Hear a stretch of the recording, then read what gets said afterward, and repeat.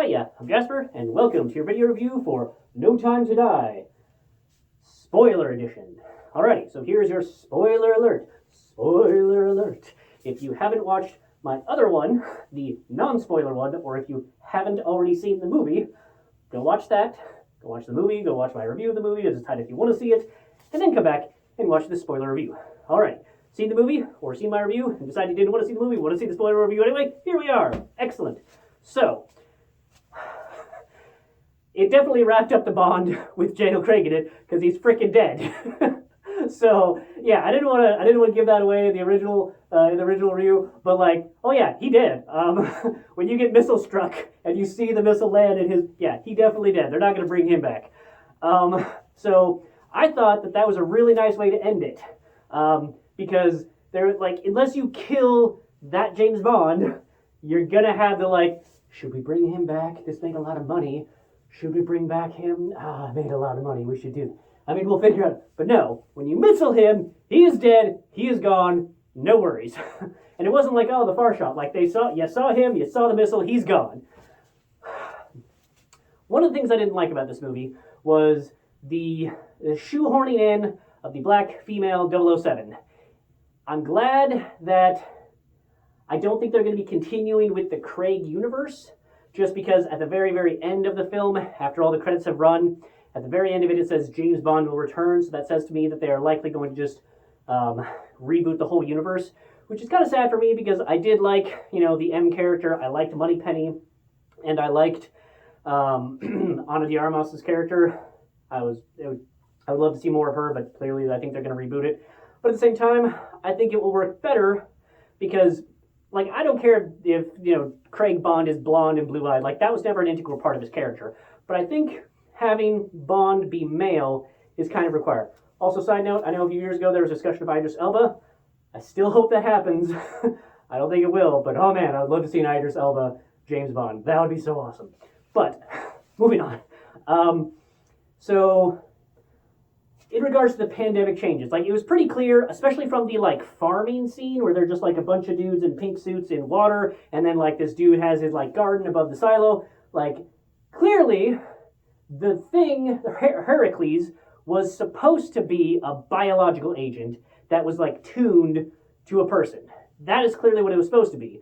But seeing as, especially towards the end of it, it's like, oh, it's set for multiple people, and it's going to kill hundreds of thousands, and going to spread around the globe. Like, clearly, they were like, pandemic that spread around the globe, killed a bunch of people. Maybe we shouldn't have a biological thing be the integral thing as part of our movie. So they switched it. I think that they switched it to nanobots. And that's really where the clunkiness comes in, because, like, he literally has an EMP watch. And then, but still, Q is like, nope, once it's in you forever. Like, really? You sure? I really feel like EMPs could probably take out, the nanobots that are running on microcircuitry or nanocircuitry. Like, I really feel, not really buying it. Whereas if it was like a biological thing where, like, it gets into you and changes your DNA or whatever so that you're, death to whoever the other person is that you touch that has your, has that antigen or whatever, that would make more sense. But Q just being like, nope, can't get him out of you, can't do anything about it, like, it's a little clunky. But at the same time, I understand wanting to make that change. But it just kind of messed up the flow of, like, oh, his factory for nanobots is pool water with people in it, and then we're just going to make him really like gardens, gardens, yeah. But this is definitely a nanobot manufacturing plant. Totally, yeah, totally. I don't know. It felt a little clunky.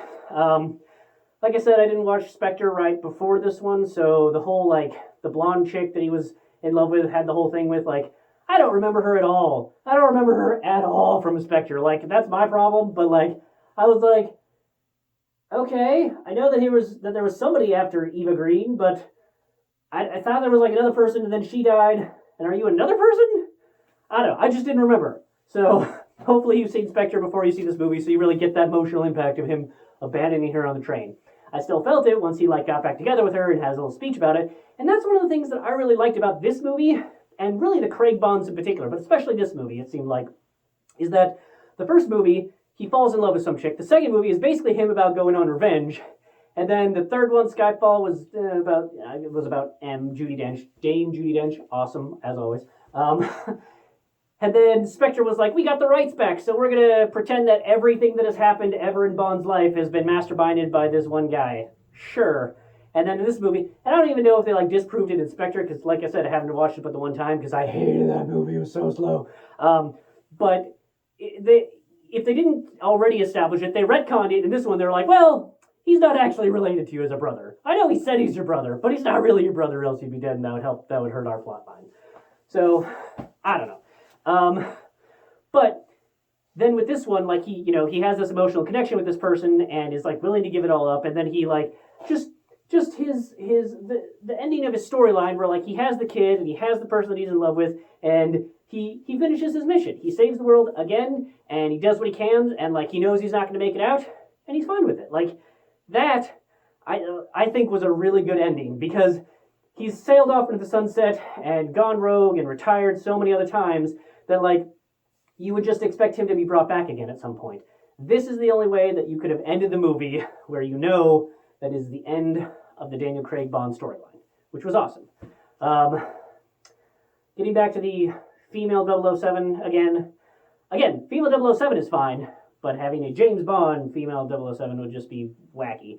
I did feel like they tried to push the 007 bit a bit too hard with her being like, it's just a designation, and then be like, no, give him back the designation after being all, I don't know. I know that she was in the Captain Marvel movie as the friend or whatever, the chick that had the daughter.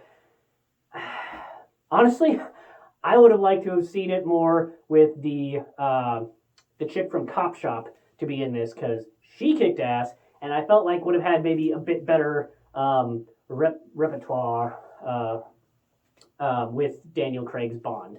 But at the same time, since they didn't include her, and they're most likely going to be rebooting the series, that leaves it open for her to be in it, which would be awesome. So it'll be interesting to see who they choose for the next Bond.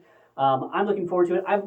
I've watched all the James Bonds. I will continue to watch all the James Bonds. You put James Bond on a movie, I'm going to go see it. And then I'll probably review it for you, so you can know if you want to go see it. So, yeah, I like this movie, and I think it had its problems. It wasn't, like, top tier by any means, but I think if you watch it, you're going to have a good time.